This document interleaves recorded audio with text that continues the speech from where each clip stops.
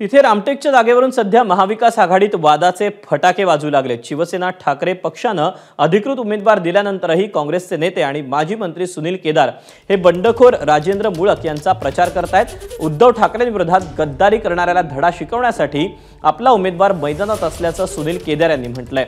तर संतापलेल्या भास्कर जाधवांनी सुनील केदार हे मारुतीच्या बेंबीतले विंचू असल्याची टीका केली।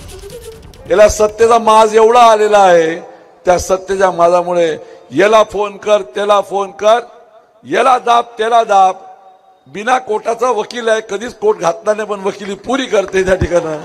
उद्धवजी, आम्ही एवढं सांगतो आपल्याला की आम्ही त्या रस्त्यावर चाललेलो आहे ज्या माणसानं तुमच्या घरी नमक तुमचं खाल्लं, त्या माणसानं तुमचा जो अपमान केलेला आहे त्या माणसाला त्याची जागा दाखवण्यासाठी आम्ही भूमिका त्याकडे घेतलेली आहे। सुनील केदार हा मारुतीच्या बेंबीमध्ये बसलेला विंचू आहे।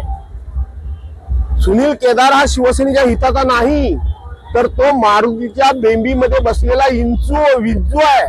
तो सातत्याने शिवसैनिकांना डंक करतोय। तो बदला घ्यायला उद्धव साहेबांचा आमच्या पक्षप्रमुखांचा आम्ही शिवसैनिक सक्षम आहोत आणि आम्ही तो अत्यंत व्यवस्थितपणे घेण्याच्या स्थितीत सुद्धा आहोत। तुम्ही नुसतं आघाडी धर्म जरी पाळला तरी आमच्यासाठी खूप चांगलं होईल। एबीपी माझा, उघडा डोळे बघा नीट।